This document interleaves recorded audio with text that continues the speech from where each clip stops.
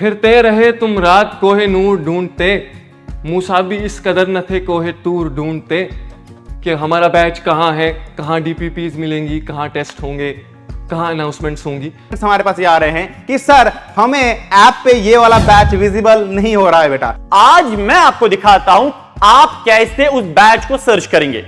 हम अप्रोच देंगे, कुछ न्यूमेरिकल्स देंगे, वन शॉट लेक्चर्स आपने देखे, ठीक है, कोहिनूर बैच से ऑब्वियसली, क्योंकि हम वहीं से पढ़ाएंगे। अरे कोहिनूर बैच में आएंगे तो वहां पर आप देखोगे कि मैं इसका जब आपको प्रूफ करवाऊंगा, मैं ऐसे आपको एक ऐसे ट्रिक से हम चलेंगे, ऐसे फॉर्मेट से चलेंगे कि जब आप प्रूफ वो देखोगे आपको लगेगा कि सर ये तो याद ही हो गया यहां पर ये प्रूफ। केमिस्ट्री में हम कोहिनूर बैच में कैसे डील करने वाले हैं बेटा, देखना। पिछले 3 सालों के जेके बोस के पेपर कंसल्ट करें। सर मिलेंगे नहीं, हमारी ऐप में तो जाओ ना भाई, मिलेंगे वहां से आपको। तो देखना, आपने कुछ नहीं करना है बेटा, गूगल में जाना है, पीडब्ल्यू सर्च करना है बेटा। जैसे ही बेटा पीडब्ल्यू आप सर्च करेंगे बेटा, उसके बाद आपको ये वाला फेज दिखेगा, होम में दिखेगा। उसके बाद आपने बेटा बैचेस पे क्लिक करना है। जैसे ही बेटा बैचेस पे क्लिक करेंगे तो यहां पे सर्च का ऑप्शन आएगा। तो आप लिखेंगे कोहिनूर, मैंने लिखा कोहिनूर, ठीक है, और आप कोहिनूर जो आप इस पे क्लिक करेंगे और बेटा डिस्क्रिप्शन पे जैसे ही आप देखेंगे बेटा आपको सब दिख जाएगा। इसमें आपको क्या मिला, ड्यूरेशन, कब तक ये बैच चलेगा, 1 दिसंबर 2024 से लेके 31 मार्च तक, ठीक है, आराम से विजिट करें। उसके बाद वैलिडिटी टिल योर एग्जाम्स देख सकते हैं। हां, इसमें जो लेक्चर्स हैं वो रिकॉर्डेड होंगे, चैप्टर वाइज प्रैक्टिस शीट्स भी आपको मिलेंगे। इसमें सब्जेक्ट्स कौन कौन सा है, physics, chemistry, biology, maths, Urdu. और कमेंट्स में बार बार ये बोला जा रहा है एसएसटी कहां है, इंग्लिश कहां है बेटा, वो भी बहुत जल्दी बेटा हमारी ऐप पे आने वाला है बेटा। एंटी हॉरर तो क्या है इसमें, पहले हम कॉन्सेप्ट को समझने की कोशिश करेंगे, अच्छे से समझने की कोशिश करेंगे। जो आपके टीचर आपसे बोल रहे हैं गौर से सुनना है। फिर क्या आ जाता है सर कॉन्सेप्ट के बाद, इसके बाद आता है मैथमेटिकल अप्रोच। मैथमेटिक्स जो हम फॉर्मूले बनाते हैं मैथमेटिकल सिंबल्स को लेके, उसको समझना है। Physics, mathematics is the language of physics, ठीक है। तो इसके बाद आता है एप्लीकेशन, बहुत सारी न्यूमेरिकल्स करनी है। हम अप्रोच देंगे, कुछ न्यूमेरिकल्स देंगे, फिर टेस्ट देंगे, क्वेश्चन सेट देंगे जो आपको सॉल्व करना होगा। तो उम्मीद है हमको आप भी एक दिन कोहिनूर बन जाएंगे। Okay bye. कितने हैं उसके बाद अगर बेटा हम बात करें अब पढ़ेंगे कैसे सर, जो मसला हमारा है आप उसका बताइए, इस तरीके से हम सॉल्व करेंगे, ठीक है। पहले आपको वन शॉट आएंगे, वन शॉट लेक्चर्स आपने देखे, ठीक है, कोहिनूर बैच से ऑब्वियसली, क्योंकि हम वहीं से पढ़ाएंगे। आपको पहले वन शॉट देखना है। वन शॉट देखा, 1.5 घंटे का होगा, 2 घंटे का होगा, आधे घंटे का होगा, डिपेंड करता है चैप्टर पे। जो ही आपने वन शॉट देखा, बट कंसंट्रेशन से आप देखिएगा। देखा वन शॉट, उसके बाद वन शॉट के बाद क्या करना है उसके बाद आपके पास जो हैंड रिटन नोट्स हैं बेस्ट है, ऑसम। अगर आपको हैंड रिटन नोट्स नहीं है, हमारी ऐप में तो नोट्स हैं, कॉमन सी बात है। आप उन नोट्स को वन शॉट के बाद पढ़िएगा।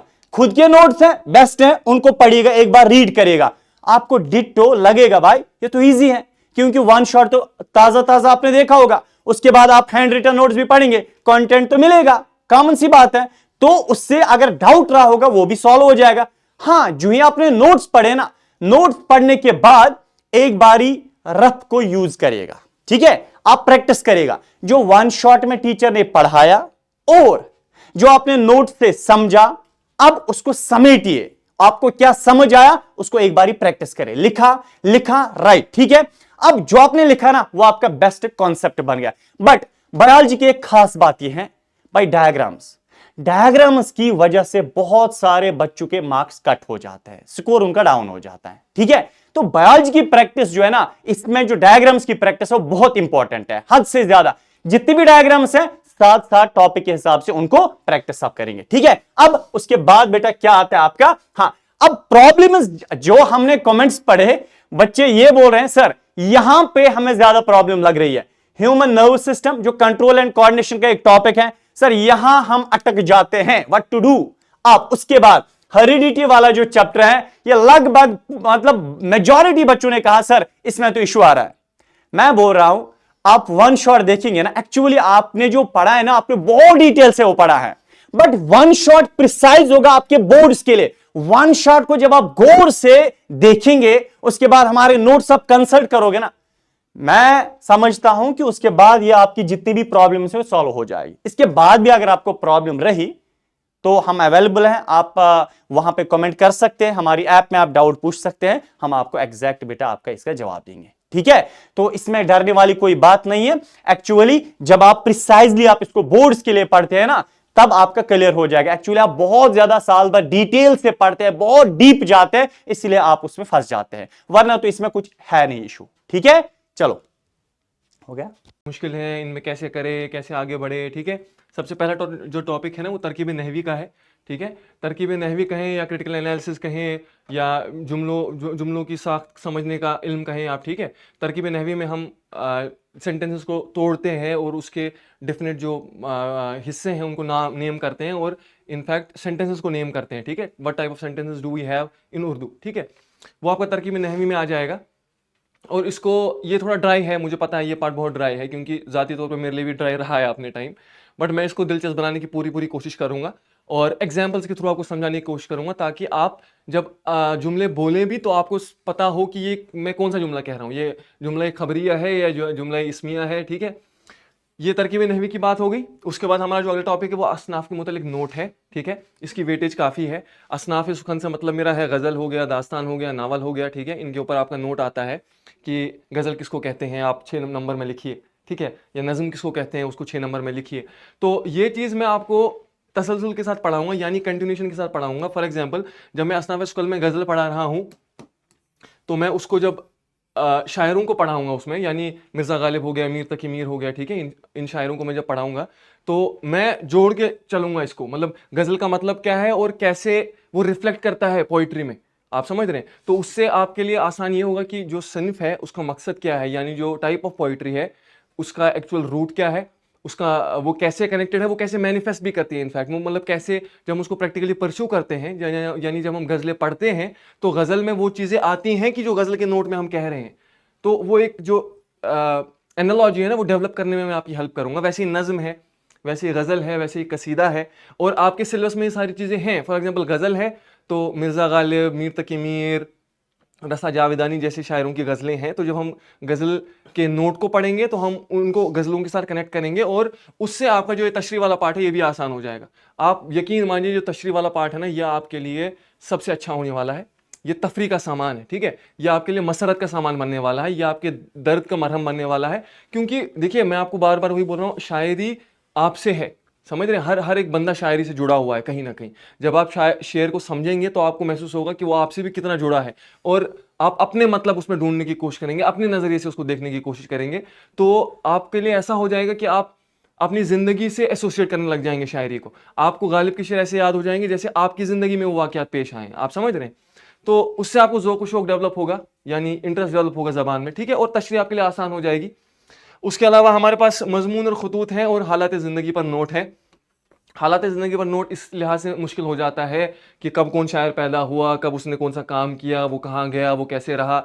अब ये चीज़ें रटने वाली चीज़ें हैं, मगर अगर मैं कनेक्टिंग द डॉट्स की बात करूं, यानी मैं किसी एक वाक़ये को, अगर हम मीर की बात कर रहे हैं, जैसे आपको मेरी क्लासेस से अंदाज़ा हो जाए, अगर हम मीर की बात कर रहे हैं तो हम मीर का जो दौर है उस दौर को पढ़ेंगे, ताकि मीर की ज़िंदगी पर रोशनी हमें एक तो हिस्ट्री की भी समझ हो जाएगी कि उस वक्त के हालात क्या थे, और मीर की ज़िंदगी को समझना आसान हो जाएगा। उनकी शायरी हमें याद नहीं रखना पड़ेगा कि उर्दू में जी किताब में ये टर्म लिखी थी, इसको मैं रट लेता हूँ। नहीं, आप खुद उसको ना सिंथेसाइज करेंगे कि मीर इस टाइम पे थे तो उनकी शायरी इस तरह की है। आपको वो जहन डेवलप हो जाएगा कि मीर का नाम आया तो मीर का लहजा कैसा है, मीर की शायरी कैसी है, मीर का ज़माना कौन सा है। हाँ, ज़्यादा से ज़्यादा आपको एक डेट याद रखनी पड़े, जैसे 1722 में उनकी शायद वलादत है, पैदा होते हैं वो, ठीक है। ये चीज़ 1-2 फैक्ट्स आपको याद रखने हैं, बट उन्हीं फैक्ट्स के अराउंड पूरा नोट रहेगा और it is going to fetch you good numbers.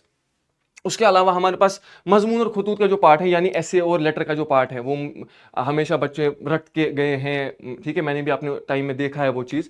मगर मैं कोशिश करूँगा या तो हम इस पर कोई स्पेशल लेक्चर करेंगे, ठीक है, कि कैसे हम जिसमें मैं खतूत का फॉर्मेट बताऊंगा, अगर कोई पर्सनल लेटर है उसका फॉर्मेट क्या है, और अगर कोई प्रोफेशनल लेटर है उसका फॉर्मेट क्या है। फॉर्मेट को हम डिस्कस करेंगे। उसके अलावा मजमून की बात आई, जो जिसके शायद 10 नंबर होते हैं, यानी ऐसे जो आता है वो टिपिकल पार्ट है, मगर उसमें मैं आपको आपकी मदद कैसे कर सकता हूं। देखिए, टॉपिक्स चेंज होते रहते हैं, मैं आपको कोई चीज़ रटा के लिखा के नहीं भेज सकता हूं। आपको मैं समझाऊंगा कि अगर कोई भी ऐसे आता है उसको अप्रोच कैसे करना है, कैसे उसका इंट्रोडक्शन होता है, कैसे उसकी बॉडी होती है, बॉडी में क्या क्या चीज़ें आती हैं, फिर कैसे कंक्लूजन लिखते हैं, ठीक है, एक मजमून कैसे लिखा जाता है, वो सारी तरतीब आपके लिए मैं आपको बताऊंगा, ताकि आपके लिए फिर ज़िंदगी में किसी भी चीज़ में आपको मजमून आए और बतौर ख़ास उर्दू में आए तो आपके लिए बहुत आसान होगा लिखना। और ये है जो मुश्किल मुझे लगता है जो स्टूडेंट्स को ज़्यादातर प्रॉब्लम जिन टॉपिक्स में आती है, और मैं इनको इस तरह आपके लिए आसान बनाऊंगा। बहुत शुक्रिया। बेसिक प्रोपोर्शनलिटी थ्योरम सर, इतना बड़ा लंबा प्रूफ तो ये याद ही नहीं रहता। तो इसको ओवरकम हम कैसे करेंगे? जब जब आप हमारे कोहिनूर बैच में आएंगे तो वहां पर आप देखोगे कि मैं इसका जब आपको प्रूफ करवाऊंगा, मैं ऐसे आपको एक ऐसे ट्रिक से हम चलेंगे, ऐसे फॉर्मेट से चलेंगे कि जब आप प्रूफ वो देखोगे आपको लगेगा कि सर ये तो याद ही हो गया यहां पर ये proof.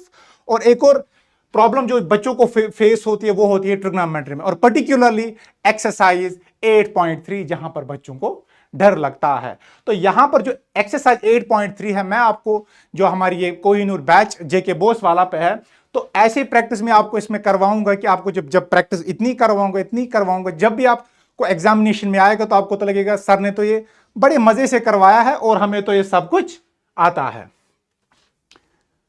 Bye bye, thank you. हाँ भाई मेरे कोहिनूरो, कैसी चल रही है बेटा आपकी पढ़ाई? बेटा देखना, केमिस्ट्री में हम कोहिनूर बैच में कैसे डील करने वाले हैं। बेटा देखना, हम सबको पता है केमिस्ट्री में कितने चैप्टर हैं सर? केमिस्ट्री में सिर्फ 4 चैप्टर है बेटा। कौन कौन सा चैप्टर है बेटा? Sir chemical reaction and equation. दूसरा कौन सा है? Carbon and it's compounds. तीसरा कौन सा बेटा? Metals and non metals. और जो लास्ट चैप्टर हमारे पास है, एसिड बेसिस एंड साल्ट्स। इसमें जो मेजर डिफिकल्टी बेटा आपको आ रही होती है, वो आ रही होती है बेटा इन 3 चैप्टर्स में। किसमें बेटा?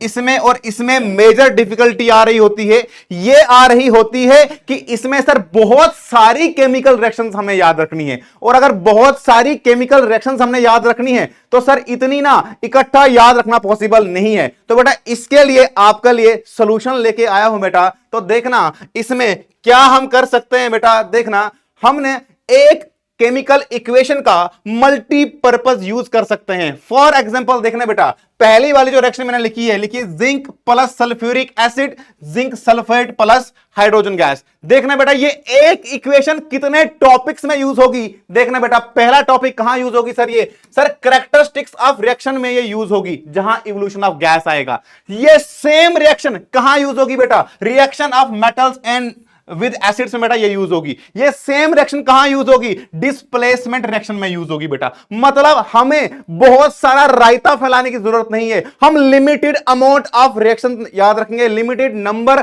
ऑफ रिएक्शंस याद रखेंगे, और उसका हर जगह पे इस्तेमाल करेंगे, या जहां ज्यादा से ज्यादा जगहों पे इस्तेमाल करेंगे। फॉर एग्जांपल बेटा देखना, दूसरी रिएक्शन में लिख के लाया हूं, कार्बन एंड इट्स कंपाउंड्स की रिएक्शन है। क्या है सर? इथेनॉल की अगर मैं ऑक्सीडेशन करता हूं तो क्या बन जाता है सर? ये एसिटिक एसिड बन जाता है बेटा। देखना, ये 2 जगह इस केमिकल रिएक्शन का इस्तेमाल हम कर सकते हैं। कहां बेटा? एक कर सकते हैं सर ऑक्सीडेशन रिएक्शन की भी ये एग्जांपल है, और दूसरा बेटा कहां यूज कर सकते हैं? केमिकल रिएक्शंस ऑफ इथेनॉल में भी हम इसका इस्तेमाल कर सकते हैं। तो हमें ज्यादा केमिकल रिएक्शंस याद नहीं रखनी है बेटा, limited number of chemical reactions याद रखनी है, और उन्हीं केमिकल रिएक्शंस का हमने अलग अलग टॉपिक्स में इस्तेमाल बेटा हमने करना है। ठीक है बेटा। और इसके अलावा बेटा अब रही बात कार्बन एंड इट्स कंपाउंड्स की, मानता हूं बेटा ये बहुत बड़ा चैप्टर है, लेकिन बेटा डिफरेंट चैप्टर है और इंटरेस्टिंग सा चैप्टर है, क्योंकि ये 3 चैप्टर टोटली डिफरेंट है बेटा इससे। तो ये वाला चैप्टर जो है ज्यादा इंटरेस्टिंग चैप्टर है। ये 1 शॉट में हम कंप्लीट करने वाले हैं बेटा, बहुत सिस्टमेटिक वे से हम 1 शॉट लेके आ रहे हैं बेटा।